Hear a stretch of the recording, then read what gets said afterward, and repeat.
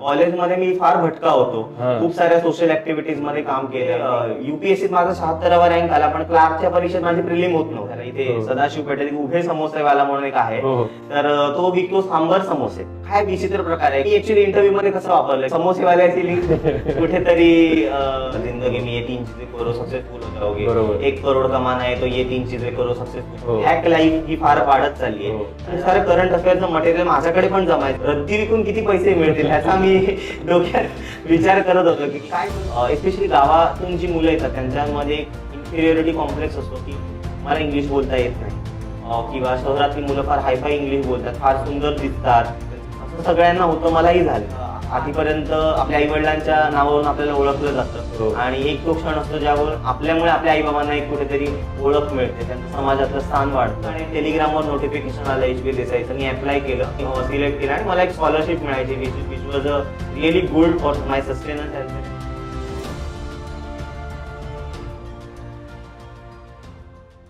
नमस्कार विद्यार्थी मित्रांनो, मी Nirav Suratwala, founder director HB Desai competitive exams Pune.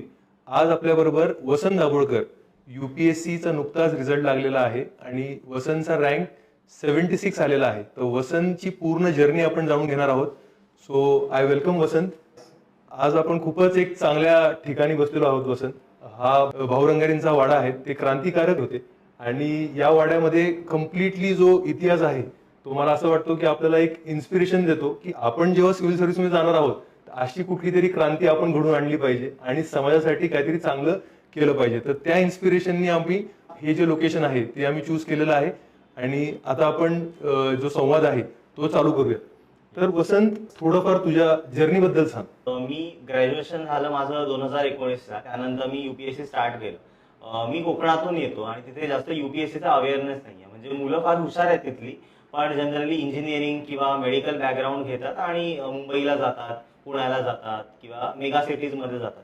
पण असं कॉम्पिटेटिव्ह एक्झामचं एवढं काही क्रेज नाहीये तिथे, त्यामुळे मला जास्त अवेअरनेस नव्हता. जेव्हा मी कॉलेजला होतो, माझं कॉलेज रत्नागिरीला होतं, मी मुंबई युनिव्हर्सिटीच्या फिनॉलेक्स कॉलेजमधून इंजिनिअरिंग केलं.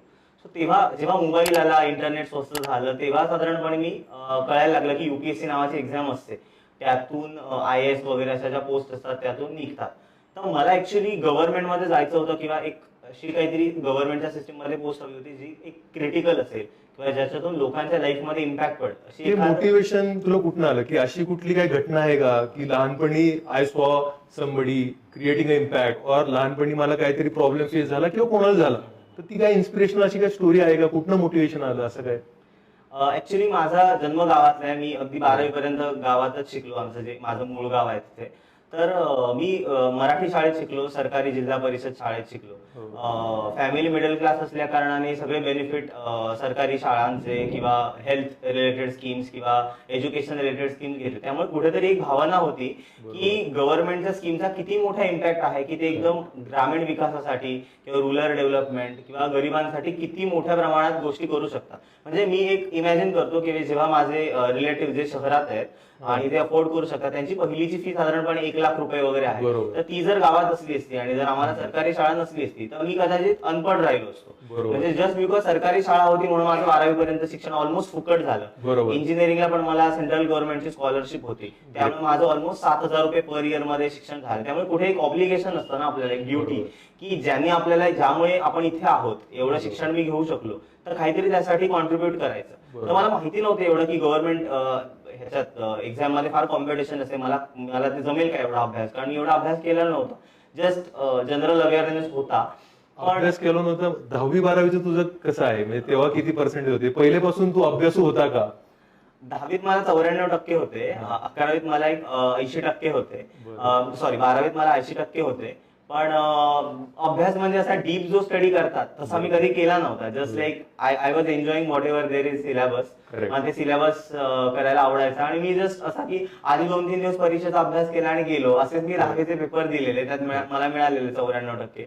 आणि 12वीत जास्त काही अभ्यास झाला नव्हता, चांगले क्लासेस पण अवेलेबल नव्हते, त्यामुळे मार्क्स कमी आले, 80% मिळाले 12वीत. But it was okay. JEE score चांगला होता म्हणून मग इंजिनिअरिंगला ऍडमिशन घेतलं, कारण कुठच्याही मिडल क्लास आई वडिलांची इच्छा असते की मुलांनी काहीतरी इंजिनिअरिंग करावं, समाजात एक स्टेटस मिळतो, फायनान्शियल सिक्युरिटी होते नंतर जॉब लागल्यानंतर, म्हणून मग मी इंजिनिअरिंगला ऍडमिशन घेतलं. असं आणि मग इंजिनिअरिंग नंतर सिव्हिल सर्व्हिसेस. एक्झॅक्टली, कारण त्या अगोदर मला जास्त अवेअरनेस नव्हता. आणि जेव्हा मी इथली दिल्लीतली मुलं बघतो किंवा पुण्यात, त्यांना अगोदरच माहिती असतं 12वीत की मला युपीएससी करायचंय, मध्ये कॉलेजमध्येच प्रिपेरेशन करतात. त्यामुळे मला थोडा डिले झाला ऍक्च्युली युपीएससीचं करिअर अचीव्ह करताना. ते अगोदर माहिती असलं असतं तर मी चांगला अभ्यास कॉलेजमध्येच करू शकलो होतो. पण एनिवेज कॉलेजमध्ये मी फार एन्जॉय केलं. आणि आपला जो डिटेल्ड ऍप्लिकेशन फॉर्म असतो युपीएससीचा, त्यात मला खूप साऱ्या एंट्रीज होत्या. ज्यावेळी मुलांना एखादी पण एंट्री मिळत नाही, त्यांची हॉबीज काय आहेत किंवा त्यांनी काय काय ऍक्टिव्हिटीज केल्यात, त्यांना कुठचे अवॉर्ड्स मिळालेत, हे जे सगळं युपीएससीच्या डॅफ मध्ये टाकायचं असतं डिटेल ऍप्लिकेशन फॉर्म मध्ये. तर ते बाकीच्या मुलांना मिळत नाही जे पहिल्यापासून युपीएससी करतात, कारण त्यांनी एकदम स्वतःला एनक्लोज केलेलं असतं, फक्त अभ्यास करतात. कॉलेजमध्ये मी फार भटका होतो, खूप साऱ्या सोशल ऍक्टिव्हिटीज मध्ये काम केलं, अगदी ते कचरा उचलणं, बीच क्लिनिंग म्हणा किंवा खूप साऱ्या गोष्टी. त्यामुळे त्याचा फायदा मला इंटरव्ह्यूला झाला की माझ्याकडे 10-15 गोष्टी होत्या, त्यातल्या मला कट कराव्या लागल्या. बरोबर. आणि त्या जेन्युइन होत्या कुठेतरी, त्यामुळे मला इंटरव्ह्यू मध्ये पण एक एस मिळाले, मला वन ऑफ द चांगले मार्क्स मिळाले, 195 इन इंटरव्ह्यू. म्हणजे कसं असतं, ते आपण जर नक्की केलेलं असतं प्रामाणिकपणे, तर मग ते आपल्याला बोलताना एक वेगळी एक ओरिजिनॅलिटी येते. आणि तू म्हणतोय की कॉलेजमध्ये तू बरंच वेगळ्या एक्स्ट्रा करिक्युलर ऍक्टिव्हिटीज केल्या. तुझ्या हॉबीज बद्दल थोडं सांगू शकतोस का? काय हॉबीज आहेत तुझी? मला रांगोळी काढायला पण आवडतं, फ्लोरल डेकोर आवडतं, कारण आपल्याकडे खूप सारे सण असतात, मग त्याला घरच्यांना मदत म्हणून आपण ते करतो. त्याचबरोबर मेडिटेशन ही एक आवड होतीच, मेडिटेशन करणं. स्टार्टअप इंडिया कॉम्पिटिशन जी होती त्यात मी फायनलिस्ट होतो महाराष्ट्र यात्रामध्ये. आणि माझं मॉडेलला म्हणजे सर्टिफिकेशन मिळालं. त्यावेळी नितीन गडकरी आपले जे ऑनरेबल मिनिस्टर ऑफ हायवेज आहेत, त्यांच्यातर्फे फेलिसिटेशन होतं नागपूरला. सो 2018 मध्ये स्टार्टअप इंडिया मध्ये पण होतो. बरोबर. आमचं तर बिलीफच आहे एच व्ही देसाईला की entrepreneur should be encouraged in India. So it is a great thing that you becoming a bureaucrat, you have participated in a entrepreneurship programme, आणि त्या पार्श्वभूमीचा नक्कीच तुला फायदा होईल पुढे काम करण्यामध्ये. आता तुझ्या अटेम्प्ट बद्दल थोडं आपण जाणून घेऊयात. हा कितवा अटेम्प्ट होता? माझा 3रा अटेम्प्ट होता आणि माझा 2रा इंटरव्ह्यू होता. पहिला कोविडच्या वेळी मी जो अटेम्प्ट दिलेला त्यात माझी प्रिलिम झाली नव्हती.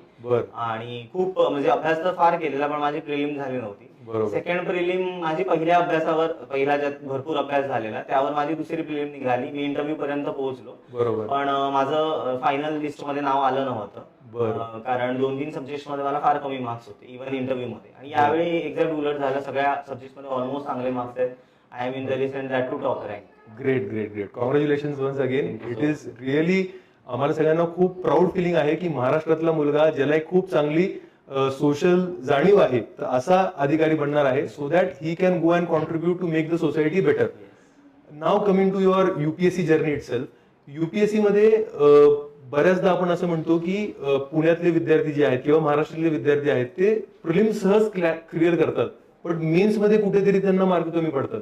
So what is your analysis की बाबा मेन्स मध्ये काय स्ट्रॅटेजी असली पाहिजे, तू काय वेगळं केलं, की बाबा तुला कुठल्या गायडन्सचा जास्ती फायदा झाला, काय केलं तू? मेन्सची एक्झाम अशी आहे की जी that can make you or break you, कारण त्याला खूप सारं रायटिंग असतं. आणि म्हणजे पहिल्यांदा ते रायटिंग कडे येऊ आपण, कंटेंटवर नंतर फोकस करू. की 20 प्रश्न असतात. I am not sure, but around 3,500 शब्द काहीतरी आपल्याला, 2,500 ते 3,500 काहीतरी शब्द आपल्याला त्या 3 तासात लिहायचे असतात. आणि म्हणजे पूर्ण हात तुमचा सुन्न पडतो जेव्हा तुम्ही पेपर लिहून येता. आणि बरं हेही नाही, सकाळी एक पेपर, संध्याकाळी एक पेपर, मध्ये रिवाइज करायला वेळ, धड खायला पण वेळ मिळत नाही, ते 2 पेपर असतात.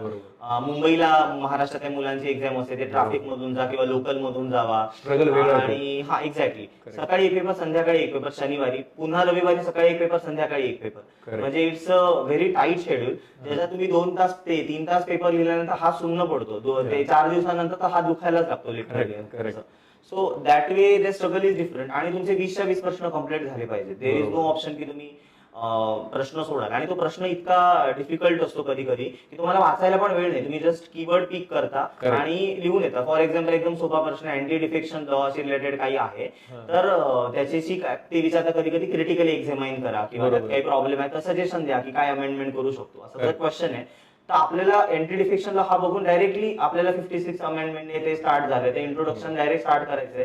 प्रश्नात काय विचारले हे आपण सबकॉन्शियसली नंतर विचार करतो त्याचा, म्हणजे पेन थांबता कामा नये बेसिकली.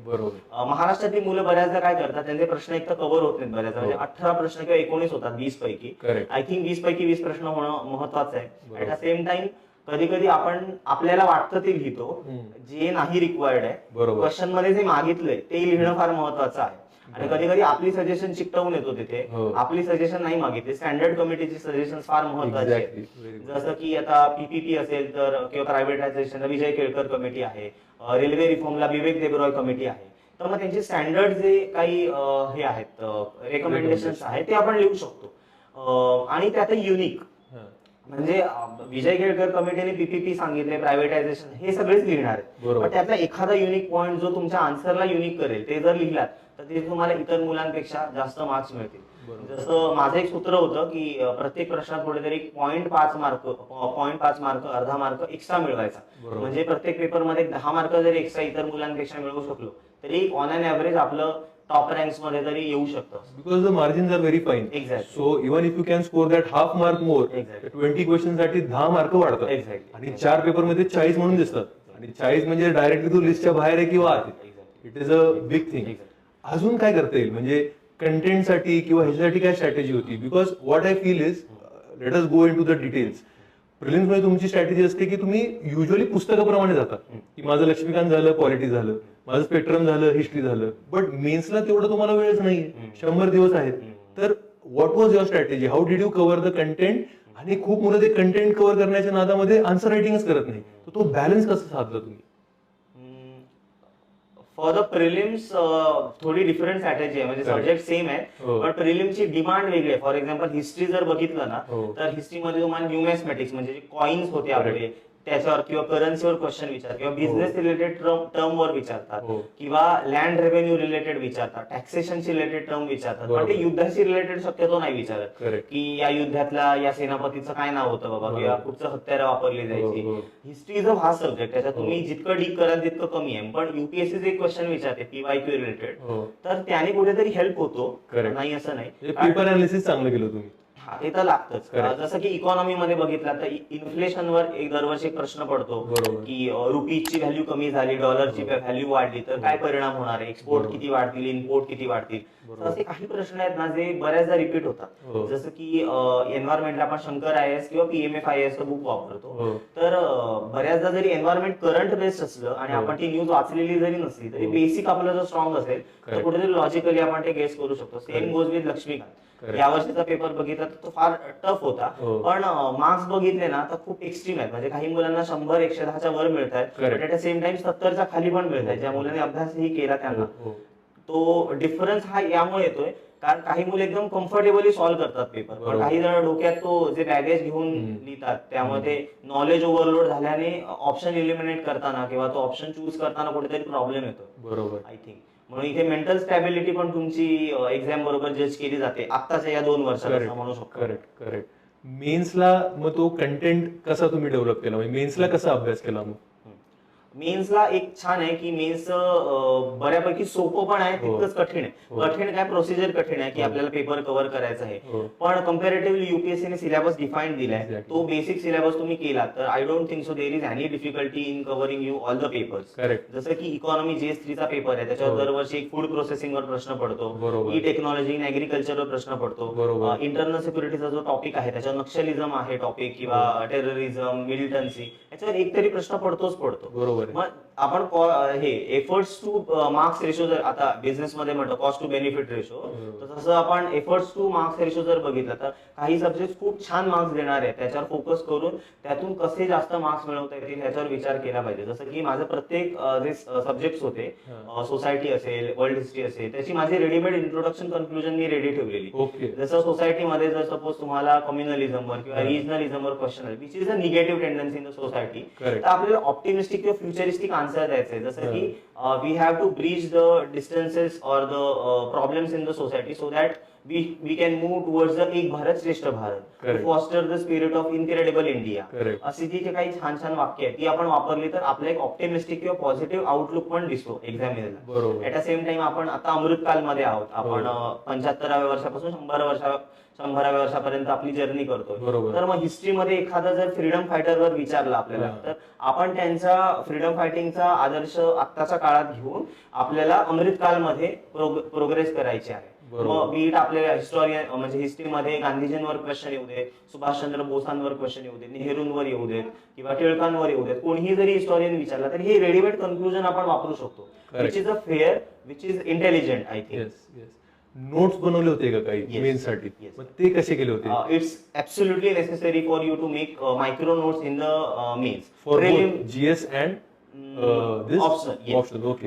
कारण प्रिलिमला तर मी बनवले नव्हते नोट्स, कारण प्रिलिमला बुक्स अवेलेबल आहे, तुम्ही हायलाइट करून तो कंटेंट परत परत वाचू शकता. आणि प्रिलिमला नोट्स बनवले तर मेजर डॅमेज काय आहे की इम्पॉर्टंट गोष्टी तुम्ही बऱ्याचदा लूज आउट करता, वेळ फुकट जातो नोट्स बनवण्यात, आणि तेच पुस्तक 5-10 वाचलं तर त्याचा कधी फायदा आहे rather than making the notes. But when it comes to mains exam, main issue असा आहे की तुमचे पेपर सलग आहेत आणि खूप सारे पेपर्स आहेत आणि मध्ये तुम्हाला 2 तासाचाच वेळ मिळतो. आय थिंक 9 ते 11 एक पेपर असतो आणि नंतर 9 ते 12 एक पेपर असतो आणि 2 ते 5 एक पेपर. एक्झॅक्टली, म्हणजे मध्ये आपल्याला 2 तासाचाच वेळ आहे. तर ते 2 तासात मुलं डबा खातात आणि गप्पा मारतात.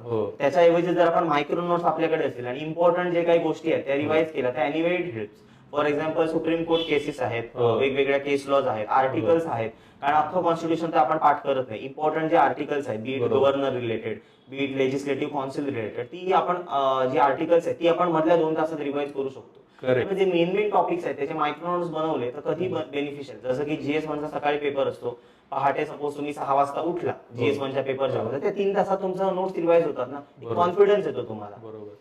हे नोट्स बनवताना म्हणजे I think that there are 3 parameters on which you make the notes. One is the syllabus, one is the PYQ, and what is happening important in the current affairs. मग हे 3 पॅरामीटर्स घेऊन तुम्ही काय issues बनवले आणि त्याचे notes बनवले, कसं केलं? एक्झॅक्टली. मी मोस्टली PYQ तर सगळं सिलेबस बेस्डच आहे, त्यामुळे मोस्टली सिलेबस जो टॉपिक आहे जसं की food processing, E technology, Naxalism, militancy, whatever, so त्याचा एक टॉपिक, त्याच्यावर 2 पानाचीच नोट बनवली. इंट्रोडक्शन, रेडीमेड इंट्रोडक्शन, की कुठचा ऍक्ट आहे का किंवा कुठचं करंट इव्हेंट आहे का किंवा काही त्याचं पेरिफेरल व्हॅल्यू एडिशन टाईप टाकू शकतो का, किंवा डेफिनेशन. काहीच नाही आलं तर definition is the last option. असं सपोज सायबर सिक्युरिटी आहे तर त्याच्याशी डेटा टाकायचा, तर नाहीच माहिती तर मग cyber security definition. But data is always over valued compared to definition. So introduction बॉडीमध्ये इन फेवर पॉइंट्स म्हणजे त्याला सपोर्ट करणारे, त्याच्या अगेन्स्ट पॉइंट त्याला निगेट करणारे, वे फॉरवर्ड ज्याच्यात आपण अजून काही सुधारणा करू शकतो का, आणि कन्क्लुजन जसं की सायबर फ्रॉडवर आलं, सॉरी डेटा प्रोटेक्शन बिलवर आलं आता जे चर्चेत होतं, तर त्याच्या रिलेटेड डेटा प्रोटेक्शन बिल काय आहे, काय त्याची एम्स आहेत, ही इंट्रोडक्शनला जर 15 मार्कचा प्रश्न असेल, छोटीशी डायग्राम की ज्याच्यात पिक्युलर पॉइंट्स काय आहेत बाबा, की डेटा प्रोटेक्शन ऑथॉरिटी आहे, ग्रीव्हान्स रिड्रेसल आहे, राईट टू ग्रीव्हान्स रिड्रेसल, असे जे काही पिक्युलर पॉइंट्स आहेत ते तुम्ही मॅप मध्ये किंवा छोट्याशा मॅप मध्ये डायग्राम किंवा पिक्टोरियल रिप्रेझेंटेशन मध्ये टाकू शकता.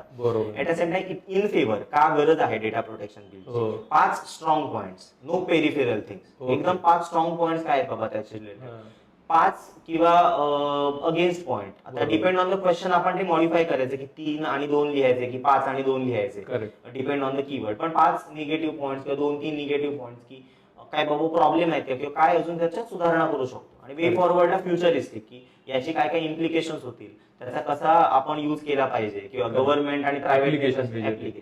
कन्क्लुजन फ्युचरिस्टिक, की आता बाबा AI येतंय, AI इव्हॉल्व्ह होतंय, मेटावर्स येतंय, मिक्स रियालिटी येते, मग ते कसं काय कॉर्पोरेट करू शकतो आपण याच्यात, किंवा इंडस्ट्रियल रिव्होल्युशन 4.0 चा कन्सेप्ट आहे, तर मग ते कुठेतरी आपण कन्क्लुजनला टाकू शकतो. मेन्सला किती पेपर लिहिले, म्हणजे मॉक पेपर किती लिहिले? मॉक पेपर तर मी फोरमची टेस्ट सिरीज लावलेली होती, राऊतची पण मागच्या वर्षी लावलेली मी, सो त्याचे पेपर तेवढे सॉल्व्ह केले, पण सगळे माझे पूर्ण नाही झाले, 1-2-3 पेपर झाले प्रत्येक सब्जेक्टचे, आणि मला कॉन्फिडन्स आला की बाबा मी पेपर पूर्ण लिहू शकतो. That way but you will feel that those helped, and answer writing is very important. Exactly, कारण तुमचे पेपर कव्हर होतात की नाही हे कळायला तुम्हाला हे पेपरच आहे.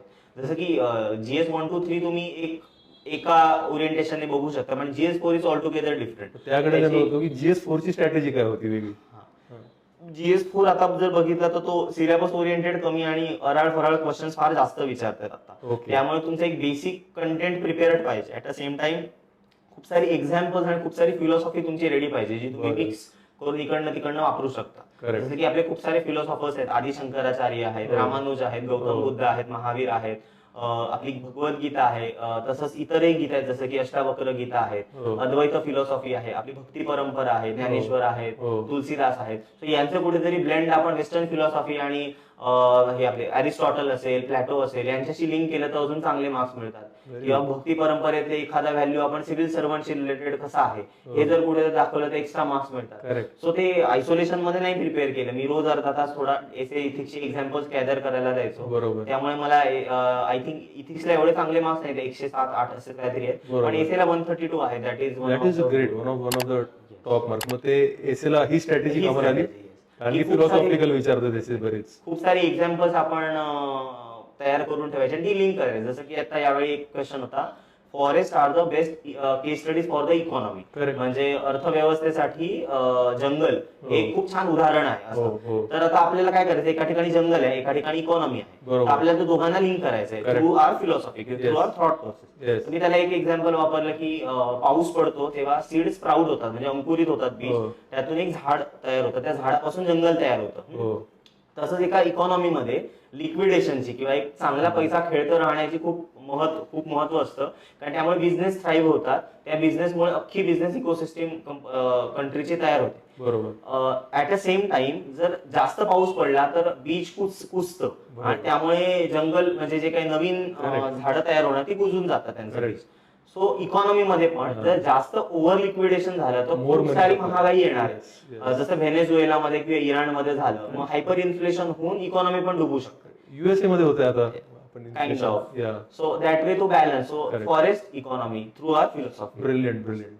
हे जे इंटरकनेक्शन्स आहेत ते आपण चिंतन केल्यावरती जर ओरिजिनॅलिटी आपल्यामध्ये असेल तरच येणार आहे. हे काही कुठले पुस्तकं किंवा काही वाचनमध्ये कमी होईल. बॅक ऑफ द माइंड कुठेतरी थॉट प्रोसेस राहिली पाहिजे. इव्हन मला इंटरव्ह्यूला पण याचा एक हेल्प झाला. इथे सदाशिव पेठेत उभे समोसेवाला म्हणून एक आहे, तर तो विकतो सांबर समोसे. आता फार वेगळाच प्रकार आहे की आता आम्ही सगळे मित्र एकदा नाश्ता करायला गेलो तर आमची चर्चा चालली की काय विचित्र प्रकार आहे की समोसा आहे नॉर्थचा, सांबर आहे साऊथचा, आणि आपण सदाशिव पेठेत तिथे पुण्यात सांबर समोसे खातोय असं. मग ते मी ऍक्च्युअली इंटरव्ह्यू मध्ये कसं वापरलं की मला विचारलं की tell me Vasant, tell me 3 things which you are proud from that you are from Maharashtra, something like that. तर मी म्हणालो की we are bridge between north and south, की whatever cuisines are there north, like roti and rice from the south, we eat both. Like आपण चपाती अगोदर, पोळी अगोदर खातो, नंतर भात जेवतो.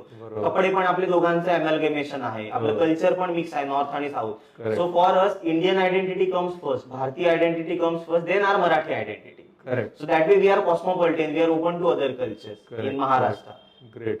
सो ते समोसेवाल्याची लिंक कुठेतरी युपीएससी करताना मला नेहमी हे म्हणायचंय की तुमचं तो युपीएससी वाला अँगल चिंतन हे नेहमी जर चालू राहिलं तर ओरिजिनॅलिटी येणार आहे. फक्त ते पुस्तकी राहिला तर त्यात मजा येणार नाही. एक युपीएससी प्रिपेअर करताना बऱ्याच मुलांना ऍक्टिव्हिस्ट मोड मध्ये जातात. खूप साऱ्या सोसायटीत आपल्या आहे निगेटिव्ह गोष्टी, वी शुड ऍक्सेप्ट दॅट की आहे, पण तुम्ही आता ऍक्टिव्हिस्ट बनलात आणि त्याच्याशी खूप रिबेल करून मेंटल फ्रस्ट्रेशन करून घेतलं तर तुम्ही डिसिजन नाही मेक करू शकत. सो बेटर वे, तुम्हाला जर सोशल कॉजची तळमळ आहे ना, इट्स रिअली गुड थिंग की आत्ताची पिढी असा विचार करते, पण you should get in officers post, you should get into the UPSC so that you can make the change. Exactly. कारण ऍक्टिव्हिस्ट राहून मग अटेम्प्टच्या वर अटेम्प्ट फुकट जातात. मुलं प्रोटेस्टला बसतात की आम्हाला हक्क मिळालेच पाहिजेत, हे मिळालेच पाहिजे. It's a fair thing to protest, but at the same time तुम्हाला जर सोशल कॉज आहे तर तुम्ही असा विचार केला पाहिजे की तुम्ही नॅशनल असेट आहात. बरोबर. तुम्ही देशासाठी जर तुम्हाला झटायची तयारी असेल, तुम्ही लवकरात लवकर सिस्टीम मध्ये गेला पाहिजे, जेणेकरून तुम्हाला जे काही चेंजेस करायचे आहेत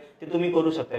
सिस्टमच्या आत गेले तर entire system administrative machinery is with you, exactly, and you can use that to make the society better. This is the relation which you should have. Exactly. What they are doing is you can say penny wise pound foolish. आता ते लढतात त्या कॉजसाठी, but macro changes ते करू शकणार नाही. It's a very important message which you have given. जसं मी शाळेत होतो, प्राथमिक शाळेत जिल्हा परिषदेच्या होतो, तेव्हा कधीतरी बीडीओ वगैरे अशी सरप्राईज व्हिजिटला ती त्यांच्या स्कूटीवर यायच्या असं, आणि ते कळायचं पण नाही की त्या व्हिडिओ आहेत काय, ते कायम वेगवेगळे माणसं त्या पोचल्या येत राहतात. तेव्हा शिक्षक एकदम असे दचकून जायचे की अरे सगळं नीट आहे ना, वॉशरूम वगैरे नीट आहे ना, किंवा मुलांना आपण कसे शिकवतोय, मग फळ्यावर लगेच डायग्राम काढणं वगैरे, अगदी मुवमेंट, फ्रॅक्शन ऑफ मुवमेंट मध्ये. किंवा त्याच्या अगोदर ते व्हिडिओ येण्याच्या अगोदर मुलं समोर काहीतरी टिंगल टवाळ्या करतात आणि शिक्षक डबा खातायत, असा सिनारिओ. पण ते व्हिडिओची गाडी आली, ते स्कूटरवरून आले की लगेच सिनारिओ चेंज होतो. सो दॅट वे कळतं की, आणि जर फ्रिक्वेंटली व्हिडिओ येणारे असतील तर शाळा नक्की नीट चालते. सो गव्हर्नमेंट मशिनरी खूप काही चेंजेस करू शकते. अगदी त्यांचं व्हिजिलंट दृष्टी असले किंवा एक जागरूक दृष्टी जरी असेल तरी शाळा नीट फंक्शन करू शकतात, आपली हॉस्पिटल्स नीट वर्क करू शकतात. So it have immense potential steel. Great great. आता ऑप्शनल कडे येऊयात. ऑप्शनल कसं काय सिलेक्ट केलं अँथ्रोपॉलॉजी? दोन रिझन्स आहेत. एक तर मेकॅनिकल इंजिनिअरिंग फार भास्ट सब्जेक्ट आहे बरोबर. आणि तो फार डिफिकल्ट आहे कव्हर करायला इंजिनिअरिंगचा युपीएससी मध्ये.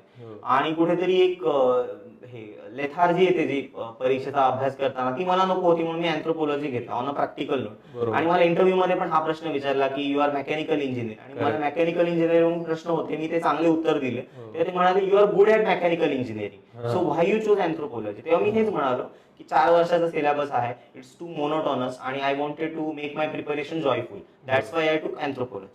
ऍट द सेम टाइम काय की मी सिंधुदुर्गातून येतो, खूप सारी डायव्हर्स पॉप्युलेशन आहे तिथे, मायग्रेशनचं पण एक आहे, पूर्वीपासून मायग्रंट आलेली आहेत लोक, वेगवेगळ्या इथनिसिटीची लोक आहेत, बट स्टील त्यांचे एक कल्चर सेम आहे. ट्रायबल लोक पण आहेत, कातकरी लोक आहेत रत्नागिरीमध्ये जिथे माझं कॉलेज होतं. सो दॅट वे थोडंफार पेपर मधून त्यांचे प्रॉब्लेम्स काय आहेत किंवा किती बिकट परिस्थिती ते त्यांना आजही जगायला लागतं हे माहिती होतं. त्यामुळे एक अँथ्रोपॉलॉजीचा हेल्प होताच की जे मला ऍडमिनिस्ट्रेशन मध्ये हेल्प करेल. सो हे दोन्ही रिझन्स आहेत. एक तर मला माझं प्रिपरेशन जॉयफुल करायचं होतं, ऍट द सेम टाइम तो फार इंटरेस्टिंग सब्जेक्ट आहे म्हणून मी घेतला. म्हणजे तो इंटरेस्टिंग वाटला तुला सिलेबस बघून वगैरे सगळं.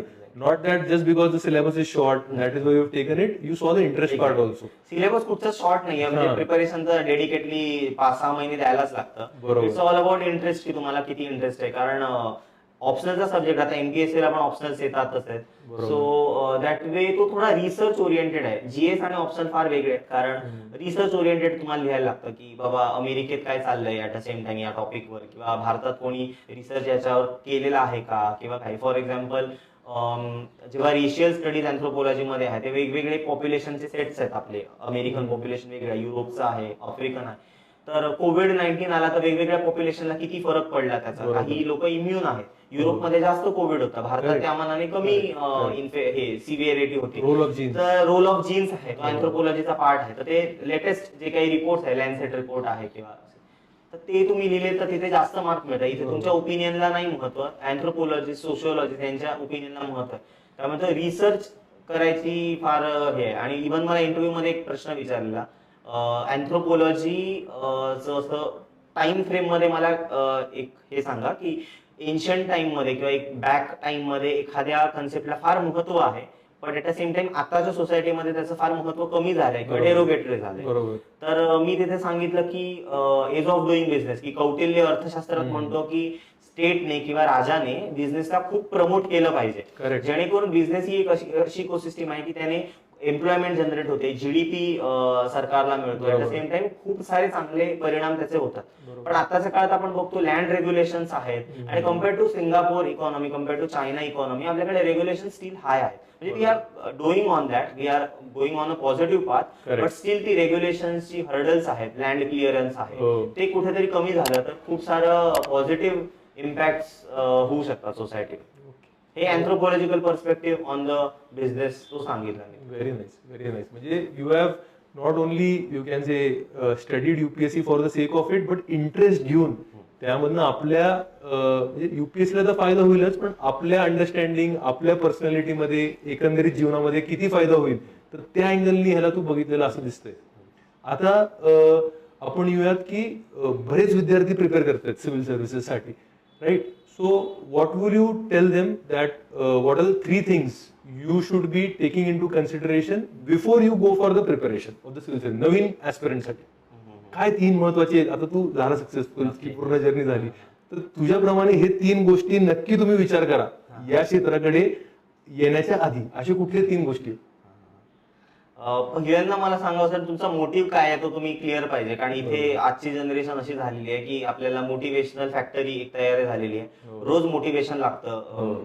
खूप सारे युट्यूबर्स आहेत जे रोज मोटिवेशन देतात. जिंदगी में ये 3 चीजें करो सक्सेसफुल हो जाओगे, 1 करोड कमाना है तो ये 3 चीजें करो सक्सेसफुल हो जाओगे. ते हॅक लाईफ ही फार वाढत चालली आहे. आणि rather than actually focusing on self improvement, people are like focusing on all other stuff. So basically तुम्हाला इंटरनल मोटिवेशन पाहिजे की तुम्हाला आयुष्यात बाबा काय करायचं, बीट एनी फील्ड, बिझनेसला तेच लागतं, गव्हर्नमेंट एक्झाम प्रिपरेशनला तेच लागते किंवा नॉर्मल तुम्हाला काही करायचं असेल तरी तेच लागतं. No shortcut to success. No shortcut to success. मग तिथे तुम्हाला हाय सिव्हिल सर्व्हिसेसचा जो क्वेश्चन आहे जो युपीएससीच्या इंटरव्ह्यूत विचारतात त्याचा आधी आन्सर पाहिजे की मला बाबा का करायचं. जसं की माझं हे आन्सर होतं की मला बाबा या सिस्टीमचा पार्ट व्हायचंय जस्ट बिकॉज मला जे बेनिफिट मिळालेत सरकारी स्कीम्स मधून ते मला सोसायटीला द्यायचे. बाकी मी काय सांगितलं मला रिव्होल्युशन आणायचंय, मला सगळी सिस्टीम चेंज करायची because that a future thing right. जेव्हा तुम्ही सिस्टीम मध्ये जाता तेव्हा तुम्हाला काही क्रांती करायची नाही, तुम्हाला जस्ट ते जे काही एक्झिक्युटिव्हचं वर्क आहे तेच करायचं. बरोबर. सो तुम्हाला का जायचंय बाबा सिस्टीम मध्ये तो एक मोटिव्ह क्लिअर पाहिजे जेणेकरून तुम्हाला एक इंटरनल मोटिवेशन मिळेल रोज बाबा 12-13 तास जे काही तुमचा स्टडी अवर्स आहे तो करण्याचा. दुसरी गोष्ट झेपेल का आणि फायनान्शियली काय करायचंय आणि कधी इन करायचंय आणि कधी एक्झिट करायचंय तो एक प्लॅन पाहिजे की बाबा मी 2, 3, 4 पर्यंत एक छान माझा अटेम्प्ट देणार आहे, पण त्यानंतर जर प्रोग्रेस दिसत नसेल पाथवर तर मला काय केलं पाहिजे तिथे. जसं की प्लॅन बी, जसं की येस म्हणजे मीन व्हाईल मी पण म्हणेन की मी पण इतर गव्हर्नमेंट एक्झामचे फॉर्म भरलेले पण त्यातून कळलं की दिस इज नॉट माय थिंग. म्हणजे युपीएससीत माझा 76वा रँक आला पण क्लार्कच्या परीक्षेत माझी प्रिलिम होत नव्हती कारण ती माझ्यासाठी बनलीच नव्हती. बँकिंगच्या एक्झामची माझी प्रिलिम क्लिअर होत नव्हती कारण त्याच्यासाठी ज्या क्वालिटीज लागतात त्या वेगळ्या आहेत. माझ्याकडे त्या बँकरच्या क्वालिटीज नव्हत्या की जे मॅथमॅटिक्स सॉल्व्ह करा आणि ते पॅसेजची उत्तर द्या वगैरे ते माझं नव्हतंच म्हणून मे बी त्याची प्रिलिम नाही झाली. मग त्यातून सेटबॅक घेण्यापेक्षा आपण जेव्हा ठरवतो की नाही माझ्यासाठी ते बनलेलं नाही, I should do different, correct, ते कळणं महत्वाचं आहे. आणि तुझा प्लॅन बी रेडी होता का काय? माझा ऍक्सेस नव्हता म्हणजे याच्यात मी सीएम फेलोशिपला सिलेक्ट झालेलो त्यामुळे ते कुठेतरी तो प्लॅन बी असं म्हणू शकतो. बरोबर. पण युपीएससीचा प्लॅन बी एमपीएससी नाही असू शकते दॅट्स फॉर शुअर. युपीएससीचा प्लॅन बी एसएससी आणि बँकिंगच्या एक्झाम नाही असू शकत. बरोबर. कारण ते दोन्ही पॅरलच आहेत. युपीएससीचा plan B may be business असू शकतो. जसं पुण्यात जर चहाची टपरी जरी टाकली तरी तो चांगलं डोकं लावलं तर तो नक्कीच एका चांगल्या ऑफिसर पेक्षाही चांगलं कमवू शकतो जर तुमचा मोटिव्ह हा पैसाच असेल. बरोबर. युपीएससीचे मोटिव्ह फार वेगळे असायला पाहिजेत तर तुम्ही तिथे सक्सेस होऊ शकतात म्हणजे in the career I am saying. Correct. त्यामुळे एक करिअर जर म्हटलं तर ते तुम्ही काही करून कमवू शकता. आजचा काळ असा आहे की बऱ्यापैकी डेमोक्रेटायझेशन आहे कमवण्यामध्ये. So anything you can do which is as per your hobbies, skills. Correct. You I can also feel that की युपीएससी कडे किंवा सिव्हिल सर्व्हिस कडे तुम्ही जर वळत आहात, तुम्ही ते करिअर म्हणून बघत आहात, so materialism should not be your primary motive. जर तुम्ही मटेरियलिझम मधनं इन्स्पायर होऊन आले आणि तुम्हाला सिव्हिल सर्व्हंट बनायचं असेल so there would be always that internal conflict between you की मी आज आय एस झालो, मी सिव्हिल सर्व्हिस झालो, मी एवढी मेहनत घेतली बट माझ्या मित्राकडे बीएमडब्ल्यू आहे, ह्याच्याकडे ऑडी आहे. तर तुमचे ते इन्स्पिरेशन असले then I think that it would affect your service when you go there. So if you have a very clear idea why I want to become civil servant, then only you become civil servant. If you want BMWs, if you want Audis, if you want big bungalows and luxurious life, go business. आणि चांगलं त्यामध्ये उत्तम कमवा, चांगल्या रीतीने कमवा. You are also a great, you can say, servant to the nation in that. Doing that also. ज्या माणसाने आजची ही रूम क्लीन केली आहे त्यांनी पण नेशन सर्व्हिसच केली आहे. 100%. प्रत्येक माणूस जो देशासाठी काम करतो ज्याला रिस्पेक्ट आहे तो नेशन सर्व्हिसच करतो. इट्स जस्ट द पोटेन्शियल की जे कॅबिनेट मध्ये बसलेली आहेत आपले मिनिस्टर त्यांचा इम्पॅक्ट फार जास्त आहे. सिव्हिल सर्व्हंटचा इम्पॅक्ट फार जास्त आहे सोसायटीवर. आणि कुठेतरी जे आपण नोकरी करतो, बिझनेस करतो किंवा एक छोटा वडापावची गाडी आहे त्याचा इम्पॅक्ट कमी आहे but it's a nation service. सीसॅटला तुला खूप चांगले मार्क आहेत आणि बरेच विद्यार्थ्यांनी आपल्या सांगितलं की ते सरांचं एक सेशन ठेवा. काय नेमकं केलं त्यांनी? आजकाल सीसॅटचा दर्जा वाढत चाललेला आहे. सीसॅट म्हणजे मी प्रेक्षकांना सांगू इच्छितो की त्यामध्ये मॅथ्स, रिडिंग कॉम्प्रिहेन्शन आणि लॉजिकल रिझनिंग हे प्रायमरीली 3 घटक आहेत.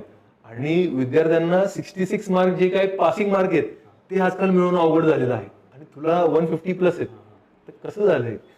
ऍक्च्युली मलाही एक्झॅक्ट सांगता येत नाही की काय वर्क झालं कारण मी जास्त नाही प्रॅक्टिस केलेली. पण आय थिंक ते मी इंजिनिअरिंग मध्ये असताना थोडं मॅथमॅटिकल बॅकग्राऊंड होतं म्हणून झालं. पण आणि त्या वर्षी पॅसेज पण थोडे जास्त होते. Passage was a good part of for me. म्हणजे जर 20 पॅसेज असतील तर 19 बरोबर यायचे. त्यामुळे ते वर्क झालं. त्यासाठी काही वेगळं प्रिपरेशन केलं का पॅसेज? नाही, पॅसेजचं तर मी असं करायचो की मी आधी ऑप्शन वाचायचो आणि एकदम फालतू ऑप्शन असायचे ते मी आधीच कट करायचो आणि मग पॅसेज वाचायचो. कारण काही वेळा डेमोक्रेसीवर हे असेल तर ते देतात की all democracies are flawed, one democracy can't thrive without good politician. म्हणजे असे जे निगेटिव्ह जी स्टेटमेंट्स आहेत ना ती ऑफकोर्स नाहीच आहेत. मग ती मी कट करायचो आणि जे उरलेले 2 आहेत, उरलेला 1 आहे तर ते पॅसेजवर बघून करायचं. म्हणजे थोडं स्मार्ट वर्क म्हणू शकतो. बरोबर, ग्रेट. म्हणजे with this smart and good strategy, you could score 150, whereas people are struggling to score even 66. That is the truth of the current UPSC. नाव हे सगळं जर्नी बद्दल झालं तुझं, राईट. आता तुला काय वाटतं की युपीएससी करण्यामध्ये मेंटरशिपचा, कोणी जर तुला चांगला गाईड असेल, ह्यांचा किती महत्वाचा रोल आहे, आणि तुला तसा रोल भेटला का, आणि त्याला तुझा काय फायदा झाला? ऍक्च्युली खूप सारे शिक्षक असे मला मिळाले थ्रू आउट द जर्नी, ज्यांनी मला वेगवेगळ्या स्टेजला वेगवेगळ्या टॉपिक्सवर गाईड केलं. बरोबर. कारण कुठेतरी जर मेंटर असेल तर आपण भटकत नाही मार्गावरून, हे दॅट्स फॉर शुअर. असं त्यामुळे खूप सारे आहेत शिक्षक ज्यांनी मला वेगवेगळ्या स्टेजेसवर वेगवेगळी हेल्प केली. जसं केदार कुलकर्णी सर म्हणून एक आहे, नाशिकचे आहे, ते होम बेस्डच आहे, ते सियाकला शिकवतात, बार्टीला पण शिकवतात. सो अगदी मला आठवते माझी मेन्सची परीक्षा होती आणि माझा नोट्स मी विसरलेलो, कारण मला पुण्यातून मुंबईला जायचं होतं. आणि तर त्यांनी मला लिटरली ते टाईप करून पाठवले, जे इम्पॉर्टंट कीवर्ड्स आणि इम्पॉर्टंट एसेचे कोट होते. त्यावर्षी मला एसेला 139 मार्क्स आहेत. दॅट वे एक छोटीशी हेल्प, पण ती किती मोठा इम्पॅक्ट करू शकते त्याचं एक छान एक्झाम्पल आहे की त्यांनी मला रात्री मेसेजवर टाईप करून ते सगळं पाठवलं. So that way it helps, always helps. Correct. आणि एच.व्ही. देसाई मार्फत जे गोखले सर करतात, ते त्या प्रोग्राम बद्दल तुला काय वाटतं? Is it necessary and how is it helping? Yes, it's definitely helping and definitely worth for me. For example last time मला आठवतंय की टेस्ट सिरीज परचेस करायला पैसे नव्हते लिटरली, आणि I was searching here and there की कुठे मला टेस्ट सिरीज मिळेल. आणि त्या मार्केटमध्ये त्या 1,000 रुपयात टेस्ट सिरीज, 2,000 रुपयात, त्यात मी अप्लाय पण केलेलं अगदी लिटरली, कारण पैसे नव्हते त्यावेळेस जास्त. पुण्यात पण राहायचं होतं आणि मला टेस्ट सिरीज पण द्यायची होती. त्यावेळी अगदी कोण जाणे, टेलिग्रामवर नोटिफिकेशन आलं एच.व्ही. देसाईचं, मी अप्लाय केलं आणि गोखले सरांनी सिलेक्ट केलं आणि मला एक स्कॉलरशिप मिळायची, which was a really good for my sustenance as well as test series. आणि इव्हन इंटरव्ह्यू मध्ये पण जे सर इकॉनॉमी रिलेटेड क्वेश्चन्स विचारायचे, that way anyway help me in interview. कारण इंटरव्ह्यू मध्ये ना एव्हरीथिंग अंडर द सन म्हणतो आणि आपण काहीच प्रिपेअर करत नाही, म्हणजे जेव्हा लेथार्जी मध्ये जातो. पण काही काही क्वेश्चन्स आहेत की जसं की how to double farmers income, how to become 5 trillion economy, how to boost the exports, how to counter China in terms of manufacturing. Simple questions आहेत, पण त्याच्यात 5-5 चांगले पॉईंट्स तयार केले तर उद्या सकाळी घुमवून फिरवून क्वेश्चन जरी विचारला तरी आपण आन्सर करू शकतो. जसं की आपण जर तयार केलं की how to become a 5 trillion economy, आणि आपल्याला इंटरव्ह्यू मध्ये क्वेश्चन विचारला की currently economic indicators are like average, so how we can boost it, same answer आहे. How to be a top exporter, almost same answer. How to boost manufacturing export, same answer. ऍग्रिकल्चरचा तयार केला तर how to boost agricultural export, same answer. बरोबर. So जो basic fact data असेल की किती एफडीआय आला, किती जीडीपी, काय, तो थोडा म्हणजे smart work is important rather than खूप सारा डेटा मी गोळा करून ठेवला. कारण मुलं कलेक्टरची एक्झाम करायची पण मटेरियल कलेक्टर होतात असं आपण जोक मध्ये म्हणतो. ओल्ड राजेंद्र नगरला जर बघितलं तर खूप सारे झेरॉक्स असे अगदी पडलेले आणि लोक रोज रोज येऊन नवीन नवीन घेतात, वाचत तर काही नाही. एक क्रेज असतो की नवीन काय आलंय. एक्झॅक्टली. जोक सपाट की माझं सिलेक्शन झालं तेव्हा मला आनंद वाटला की खूप सारे करंट अफेअरचं मटेरियल माझ्याकडे पण जमायचे, आपल्याला मॅगझिन्स वाचायला लागतं. मला रद्दी विकून किती पैसे मिळतील ह्याचा मी डोक्यात विचार करत होतो की काय करू शकतो बाबा की जास्त रद्दीचे पैसे आपल्याला कसे मिळतील. कारण इतकं सारं मटेरियल ऍक्च्युअली आहे मार्केटमध्ये, काही वेळा गरजही लागते त्याची, पण मुलं कधी कधी खूपच मटेरियल घेतात आणि वाचतही नाही. So that way student should think twice. Correct. अजून एक म्हणजे माझं आता मी 10-12 वर्ष झाले विद्यार्थ्यांना गाईड करतो, तर एक असं दिसतं चित्र किंवा ट्रेंड की it is not always true for everyone, but generally पुण्यातले किंवा महाराष्ट्रातले जर ऍस्पिरंट्स दिल्लीला गेले इंटरव्ह्यूला तर थोडे सबमिसिव्ह राहतात, बोलत नाही, और यू कॅन से खूप हाजी करतात. ह्याला इंटरव्ह्यूच्या प्रिपरेशनला तू कसं प्रिपेअर केलं? What would you can say give, किंवा इंटरव्ह्यूचं प्रिपरेशन कसं केलं पाहिजे आपण? आय थिंक तो कल्चरल डिफरन्सेस कमी आहेत, पण हे ऑलमोस्ट प्रत्येकावर होतं असं म्हणू शकतो. It's all about comfort zone. आपल्याला फार दिल्ली तशी लांब आहे, त्यामुळे कदाचित कल्चरल डिफरन्सेस असू शकतात. But at the same time मला एक आमच्या मेंटरनी सांगितलं की तुमचे पर्सनॅलिटीतले गुण जर तुम्ही तिथे छान पोर्ट्रे करू शकाल तर आय थिंक ते वर्क करतं तुम्हाला, कारण ती पर्सनॅलिटी टेस्ट आहे आणि ते पॅनल मेंबर्स एवढे व्हास्ट एक्सपिरियन्स आहेत की ते एक फेशियल एक्सप्रेशन वरून तुमच्या ह्याच्यावर ओळखू शकतात. But at the same time त्यांना एवढा वेळ नाहीये की तुमचे व्हॅल्यूज ते एक्स्ट्रॅक्ट करतील की बाबा काय तुमचे इथोज आहेत, काय सांगतील. त्यामुळे जर तुम्ही स्वतः सांगितलं तुमच्या आन्सर तो की मला हे असं असं वाटतंय, I think that help a lot. For example international रिलेशनचा क्वेश्चन आहे काहीतरी क्रिटिकल विचारले चायनावर, अमेरिका किंवा रशिया, युक्रेन वॉर, ते तुम्ही नॅशनल इंटरेस्ट पुट फॉरवर्ड केला पहिल्याच वाक्यात किंवा पहिल्या 1-2 वाक्यात, आणि मग तुमचे सबसिडरी पॉईंट नंतर आले, तर कळतं बाबा की हा जर डिप्लोमॅट म्हणून किंवा हा जर अँबॅसेडर म्हणून पोस्ट झाला तर काही डिसिजन असू दे, हा आपला नॅशनल इंटरेस्ट किंवा राष्ट्राचं जे हित आहे ते सर्वप्रथम ठेवणार आहे. आय थिंक ते जर कळलं तर महत्वाचं आहे. त्यामुळे आपण इतर एक्सप्लेन करतोच, पण व्हॅल्यूज जर आपल्या दिसल्या तर त्या महत्वाच्या आहेत. प्रत्येक माणसाच्या व्हॅल्यूज वेगळ्या असतात. जसं की एस्पेशली गावातून जी मुलं येतात त्यांच्यामध्ये एक इन्फिरियरिटी कॉम्प्लेक्स असतो की मला इंग्लिश बोलता येत नाही, माझं इंटरव्ह्यूचं मीडियम जर इंग्लिश दिलं तर मी कसं बोलू, किंवा शहरातली मुलं फार हायफाय इंग्लिश बोलतात, फार सुंदर दिसतात, त्यांचे कपडे फार छान आहेत, तर मग मी काय करू, असं सगळ्यांना होतं, मलाही झालेलं. आता अशा ठिकाणी एक आहे की प्रत्येक बॅकग्राऊंड मध्ये व्हॅल्यूज वेगळ्या असतात. जसं तुम्ही गावाकडून आलेले असेल, तुमचे आई बाबा शेती करत असतील, अगदी मजुरही असतील, तर तुमच्या व्हॅल्यूज काय असतील, कलेक्टिव्हिझम, सगळ्यांना एकत्र घेऊन काम करणे, टीम वर्क, ही तुमची व्हॅल्यू आहे. तुमची व्हॅल्यू काय, एम्पॅथी, कंपॅशन, कारण तुम्ही तिकडनं आलेला आहात, त्यामुळे तुम्हाला समाजाची जाणीव आहे, त्यांचे प्रॉब्लेम काय ते माहिती आहे. तुम्हाला अगदी साधं रहिवास सर्टिफिकेट हवं असेल तर तुम्हाला माहिती आहे तहसीलदार ऑफिसला जावं लागतं, तिथे म्हातारी माणसं पण येतात, त्यांना काही त्रास होतो का हे तुम्ही बघितलंय लहानपणापासून. त्या व्हॅल्यूज ज्या आहेत ना त्या जर तुमच्या इंटरव्ह्यू मध्ये रिफ्लेक्ट झाल्या तर त्या महत्वाच्या आहेत. जर तुम्ही शहरातून असाल तर तुमच्याकडे एक क्वालिटी आहे, तुम्ही कॉन्फिडंट आहात, तुम्हाला स्ट्रेंजरशी म्हणजे अनोळखी माणसाशी बोलताना काही भीती वाटत नाही, तर ती चांगली गोष्ट आहे. आणि युपीएससी ची सिव्हिल सर्व्हिस ही डायनॅमिक आहे. आपल्याला वेगवेगळ्या फील्ड मधली माणसं लागतात. आपल्याला डॉक्टरही लागतील, आपल्याला इंजिनियरही लागतील, आपल्याला बीए पण लागतील इथे, कारण प्रत्येक फील्ड मधल्या माणसाला इथे काम आहे. Correct, great. हे सगळं आहे, व्हॅल्यूज वगैरे आहे, बट मग ते काय इंटरव्ह्यू साठी बोलण्याची प्रॅक्टिस केली होती का? म्हणजे ते थोडं प्रॅक्टिकली हे कसं अजून रिफाईन केलं? Yes, practice is must. म्हणजे आपल्या प्रत्येक स्टेजला प्रॅक्टिस लागते. प्रिलिम असेल मॉक टेस्ट सॉल्व्ह करा, मेन्स असेल मॉक टेस्ट सॉल्व्ह करा, आणि इंटरव्ह्यू असेल मॉक इंटरव्ह्यू द्या. तर मॉक इंटरव्ह्यू सारखा आय थिंक ग्रुप डिस्कशन पण महत्वाचं आहे. तुमचं एखादा पीअर ग्रुप तयार करू शकतो 2-3 लाईक माइंडेड माणसांचा, ज्याच्या टाइमपास होणार नाही आणि तुम्ही अभ्यासाचंच बोला. आणि वेगळे इश्यूज फक्त इंग्लिशमध्ये बोला, कारण तिथे इंग्लिशमध्ये बोलणं महत्वाचं आहे. तिथे ते मीडियम आहे. हिंदी असेल तर हिंदीत बोला. सो तसं आय थिंक ते बोलणं कधीही महत्वपूर्ण आहे, म्हणजे त्याचा हेल्प होते. आता रिझल्ट आलेला आहे तुझा, so what do you think, where do you see yourself after 10 years, की तुझं काय गोल्स असतील, की once you go in to the service, have you thought on this, की कुठल्या क्षेत्रामध्ये मला इम्पॅक्ट करायचा आहे, असं काही विचार केलेला अजूनपर्यंत? असं नाही, ऍब्सोल्युटली नाही काही विचार केला मी की नंतर काय होईल, पण आय थिंक जे आहे ते चांगले इम्प्लिमेंट करणं, दिस समथिंग आय कॅन डू. कारण गावातून आले असल्याने माहिती आहे की जिल्ह्याच्या लेवलला पॉलिसी फॉर्म्युलेट झाली तर ती गावापर्यंत कशी पोहोचते, काय काय मीडियम्स आहेत. म्हणजे जसं की आरोग्य सेविका, आशा वर्कर, त्यांचा किती छान रोल आहे, सो ते माहिती आहे. मग त्यांना कुठेतरी एकत्र घेऊन काम करता येईल, एनजीओजना एकत्र घेऊन काम करता येईल. सो अशा काही गोष्टी त्या ज्या जमू शकतील त्या नक्की करेन, पण अजून मला माहिती नाही की ऍक्च्युअल सिस्टीम कशी वर्क करते. I think that will be part of my training may be. Great great great great. Result आल्यानंतर जेव्हा आपण पीडीएफ मध्ये नाव बघतो तर तो क्षण कसा होता, आणि सगळ्यात म्हणजे आनंद कुठल्या गोष्टीचा झाला?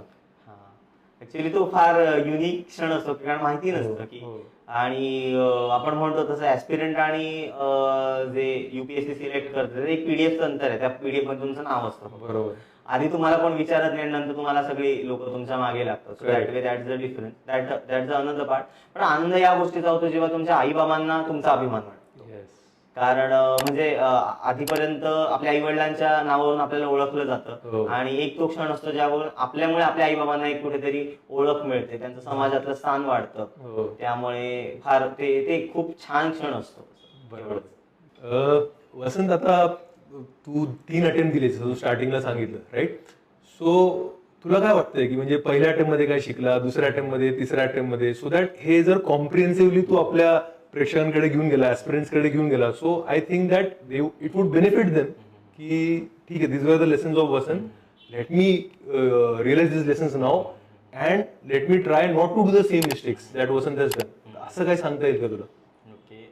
ऍक्च्युली पहिल्या अटेम्प्ट मध्ये जसं म्हणालो प्रिलिम झाली नव्हती माझी, तर त्याचा मे बी असं होऊ शकतं मी अभ्यास तर फार केलेला. म्हणजे कोविडचा वेळ होता, मी घरी होतो, लिटरली अगदी 13-14 तासपर्यंत अगदी कधी माझा अभ्यास व्हायचा, कारण सकाळी उठल्यापासून रात्रीमध्ये काही काम नसायचं आपल्याला कोविडच्या वेळी, आणि गावाकडे कोविड पण नव्हता, त्यामुळे अगदी दिवसभर सकाळी बसून रात्रीपर्यंत अगदी अभ्यास करायचो तुम्ही. आणि पण त्याच्यात असं झालं, माझा जास्त अभ्यास झाला, खूप साऱ्या गोष्टीत हे झालं, लॉगिंग झालं डोक्यात. ऍक्च्युअली त्या मुवमेंट मध्ये जेव्हा जेनरिक क्वेश्चन्स आले तेव्हा माझ्या सिली मिस्टेक झाल्या थोड्याफार, असं म्हणजे I don't know the exact reason, but I think थोडं सिली मिस्टेक झाल्या त्यावेळी. सेकंड अटेम्प्टला मी ते अवॉइड केलं, कारण पहिल्या अटेम्प्टचा अभ्यास चांगला झालेला होता, फक्त जस्ट लिअरिंग केलं त्याला आणि माझी प्रिलिम झाली. मेन्सला तर अगोदर माझं रेडी होतं, म्हणजे मी जेव्हा पहिली प्रिलिम करायच्या अगोदर मेन्सचं थोडं थोडं रिडिंग करून ठेवलेलं, फक्त मला नोट्स बनवायच्या होत्या, मी नोट्स बनवल्या, माझ्या ऑप्शनल बनवल्या, मी मेन्स दिली. इंटरव्ह्यूचा कॉल आला, मी इंटरव्ह्यूला गेलो, पण इंटरव्ह्यू मध्ये मी थोडे कमी मार्क्स मिळाले, कारण माझं अगदी सेकंड वीक मध्येच होतं आफ्टर माय मेन्स रिझल्ट, म्हणून मला मॉक इंटरव्ह्यूज देता आले नाही, किंवा ते थोडं इंग्लिश मध्ये बोलायला मला प्रॉब्लेम यायला लागला, कारण एकदम असं आपण ट्रान्झिशन करतो ना, की आधी कधी इंग्लिश बोलत नाही, कॉलेजमध्ये थोडं बोललेलो असतो, सेमिनार्सला, त्यानंतर टच जातो, especially English in that formal situation and with those keywords it becomes a little difficult. That is a skill which you have to learn. त्याला टाइम लागेल. तर तो मे बी इंटरव्ह्यू पण स्कोर माझा मागच्या वेळी कमी होता. यावेळी माझं म्हणजे अशी सिच्युएशन होती की माझी इंटरव्ह्यूचा रिझल्ट निगेटिव्ह आला, फायनल युपीएससीच्या लिस्ट मध्ये नाव नव्हतं आणि हाय होप्स होते, कारण पहिला इंटरव्ह्यू असल्यावर हाय होप्स असतात. मग रिझल्ट मध्ये नाव न आल्यावर वाटलेलं की अरे आता काय करायचं, आणि अभ्यास तर प्रिलिमचा आला नव्हता, 5 दिवसावर प्रिलिम होती पुढची. 5 दिवसात जस्ट लिटरली काय करायचं कळलं नव्हतं, मी जस्ट जाऊन बसलो, लकीली माझी झाली ती प्रिलिम विदाउट स्टडी, पण आधी मे बी आधी अभ्यास केलेला तो कळला असेल. मेन्स ऑलरेडी तयार होतं, फक्त मी व्हॅल्युएशन केलं, मेन्स मध्ये पण चांगले मार्क्स मिळाले, इंटरव्ह्यू आणि finally to the list. Great great great. आता थोडं शेवटाकडे येऊयात आपण. मला जी सगळ्यात जास्ती काळजी वाटते या क्षेत्रामध्ये ती म्हणजे की the reality, the fact is that the passing ratio is the least in any exams in the world, right. आणि त्यामुळे निगेटिव्ह रिझल्ट येणार आहेत, एक्झाम खूप जास्ती एक्झाम मध्ये अनसर्टन्टी आहे. Even you might not be sure की तुझं ते पीडीएफ मध्ये नाव येणार का नाही येणार, right. So that is even the first G rank आहे she would also be having the same situation, right. So खूप सारे विद्यार्थी are going through a lot of uncertainty, and जेव्हा पण अनसर्टन्टी असते जीवनात तेव्हा एक मेंटल ताण, तणाव, स्ट्रेस एक्स्ट्रीम टोकाचा असतो. आणि these are the students who are not doing, wasting the time. ते अभ्यास करतायत, ते काहीतरी स्वतःला घडवतायत, आणि ह्या सगळ्या परिश्रमानंतर आय वुड नॉट से की 5 लाख कॉम्पिटिशन आहे, but at least 50,000 are sincerely studying, and out of that only 1,000 are going to get selected. So there is a lot of negative results, there is a lot of uncertainty, and this is hampering a lot of students. खूप सारा mental जो stress आहे, negativity आहे. In fact मला जर तुम्ही विचारलं की UPSC clear करण्यासाठी कुठले क्वालिटीज महत्वाचे आहेत, one is curiosity which I can see in you, right. Second is positivity, की बाबा I should be positive about things, I should be positive that there is going to be a better tomorrow. आणि ह्या सगळ्या mental stress, तणावामध्ये खूप सारे विद्यार्थी निगेटिव्हिटीकडे जातात. आपण बघितलं मध्ये बातम्या आल्या की एक्स्ट्रीम स्टेप घेतलेले आहेत विद्यार्थ्यांनी. तर तुला काय वाटतं, या विद्यार्थ्यांनी हा जो मेंटल पूर्ण इश्यू आहे, तणाव आहे, स्ट्रेस आहे, नेगेटिव्हिटी आहे, ह्याला कसं कोपअप केलं पाहिजे, काय what were your mechanisms to do that? I think पहिल्यांदा आपण जे जर्नीमध्ये खूप वेळा शब्द ऐकतो हार्डवर्क. हार्डवर्क जर आपण फार इतकं ग्लोरीफाय केलंय ना, ऍक्च्युली स्मार्ट वर्क करण्यापेक्षा हार्डवर्क करून आपण आपली मेंटल कॅपॅसिटी पण कमी करतो आणि फिजिकल कॅपॅसिटी ऑफकोर्स कमी करतो. हार्डवर्क म्हणजे आपल्याला आहे की 12 तास, तुमचे 10 तास असते 10 तास. माझ्यासाठी मी घरी होतो त्यामुळे मला 12 तास शक्य होतं. कोविडच्या अगदी 13-14 पर्यंत पण गेलेले, मला शक्य होतं. माझी कॅपॅसिटी मला माहिती होती म्हणून मी ती केली. पण ऍट द सेम टाइम ऍस्पिरंटला जर जमत नसेल तर आपल्याला किती जमतंय आणि ते ऍडिक्वेट आहे का हे करणं महत्वाचं आहे. आणि second thing, depression is real.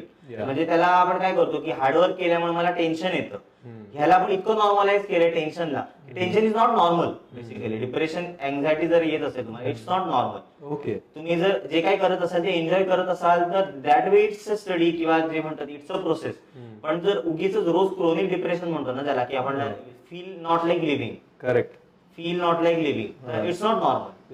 परीक्षेच्या टेन्शन येतं, इट्स नॉर्मल. पण रोजच जर येत असेल तुम्हाला, उठल्यावर प्रश्न पडत असेल, एक्झिस्टेन्शियल क्रायसिस म्हणतो आपल्याला की मी का जगतोय, बरोबर, झोपेच्या वेळेस झोप लागत नाही, तर हे जे काही सिम्पटम्स आहेत ना, तर ही नॉर्मल नाहीये. ही मुलांनी ओळखणं महत्वाचं आहे की it's not part of hard work, it's a mental health problem. आणि बऱ्याचदा असं होतं की मुलांमध्ये बोलण्याची टेंडन्सी कमी असते, मुलींमध्ये पण सेम आहे. मग काही वेळा आपल्या फ्रेंड्सला शेअर करत नाही, किंवा फ्रेंड्सला जर शेअर करत असतो तर आपल्याला वाटतं आपला जर चांगला फ्रेंड असेल तर तो माझा डॉक्टर आहे आणि आपण त्याच्याकडे सोल्युशन्स मागतो की हा मला प्रॉब्लेम होतोय तर काय करू. असे बरेचसे माझे फ्रेंड्स आहेत जे मला विचारतात बऱ्याचदा की हा प्रॉब्लेम होतो, तेव्हा एक सायकोलॉजिस्टचा number, that's the best way one can do. कारण त्याच्यामुळे काय होतं की एक माणूस जर डिप्रेस सिच्युएशनला जातो तर त्याला रोज गरज लागणार आहे बरोबर. त्याची. की रोज मोटिवेशन म्हणतो ना आपण, की मला जगण्यासाठी काहीतरी एक ऊर्जा लागते, ती आतून तयार होत नसेल तर आपण एक्सटर्नल गोष्टींकडून ती घेतो आणि it's a chronic problem. So I think all aspirant must look upon it,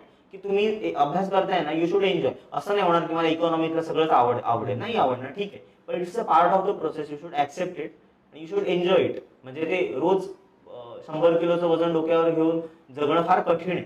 बरोबर. Basically you should enjoy it, but at the same time जर काही प्रॉब्लेम असेल तर you should speak firstly. That is a very good message by आणि internal strength is important. Physical strength तर फार महत्वाची, आपल्याला सगळ्यांना माहिती आहे व्यायामाचं महत्व. बरोबर. पण रामदास स्वामी जसं मनाचे श्लोक म्हणतात त्याच्यात ते म्हटले त्यांनी की मानसिक आरोग्य आणि शारीरिक आरोग्य दोन्ही महत्वाच्या गोष्टी आहेत. तुम्ही काही एक गोष्ट करू शकता जेणेकरून तुम्ही मेंटली स्ट्रॉंग व्हाल, जेणेकरून ही प्रिव्हेंटिव्ह क्युअर आहे. बरोबर. की ज्या या टेंडन्सीज आहेत मेंटल हेल्थच्या त्या तुमच्याकडे येणार नाहीत, म्हणजे तुम्ही इंटरनल तेवढे स्ट्रॉंग होता. करेक्ट. असं पण हा त्याचा क्युअर नाहीये. Yes. जर तुम्हाला एखाद्या माणसाला जर काही एन्झायटी प्रॉब्लेम्स असतील आणि पॉझिटिव्हिटी करते, पॉझिटिव्हिटी नाही काही क्युअर करणारी आहे. बरोबर. थोडं डिले करेल, म्हणजे शॉर्टन करेल ती प्रोसेस, हो. But at the same time it needs psychological consultation. That's must. Correct. So at a very young age we can see की वसंत has that maturity, आणि ती मेच्युरिटी लागते. आणि त्या बोर्डनी पण युपीएससीच्या बोर्डनी जेव्हा इंटरव्ह्यूला वसंत गेला असेल तेव्हा ती मेच्युरिटी बघितली असेल, कारण की तुम्हाला उद्या एक जिल्हा सांभाळायचा आहे. जिल्हा सांभाळायचं ही छोटी पोस्ट आहे, पुढे जाऊन तुम्हाला पॉलिसी फॉर्म्युलेशन करायचं आहे. So for all that things you require knowledge, you require real understanding of the situations and you require that kind of maturity. Maturity कधी येते? जेव्हा तुम्ही सगळं जे वाचताय बघताय ते इंटरनलाइज करताय. I am very happy that I can see that kind of reflections in you. So I am very happy की बाबा असा ऑफिसर आपल्याला महाराष्ट्राकडनं देशाकडे जातोय. So best of luck Vasant for your future endeavours. I would just like to tell you की बरेच जे ऑफिसर्स आहेत किंवा जे ऍस्पिरंट्स असतात त्यांचा जेव्हा निकाल येतो तो त्यांच्या जीवनातला बेस्ट क्षण म्हणून जातो. तर तो बेस्ट क्षण न बनता ते आपल्याला एक नेहमी लक्षात ठेवायचे की ही एक्झाम आपण पास झालेलो आहे because we want to do something greater big, right? So this is a medium to serve more people, right? So I think that Vasant has that kind of awareness, maturity, and from HV Desai Competitive Exam Center, we wish him all the best, that he should do wonders in his life, grow, make our India proud, and serve the society, because in India there are a lot of issues, lot of problems which needs a lot of solutions, and this kind of youth who are innovative, who are positive, who have the clarity of things, and who have got the experience are needed to become great civil servants. मजा आली तुझ्याबरोबर बोलून. Thank you. खूप खूप धन्यवाद. Thank you so much.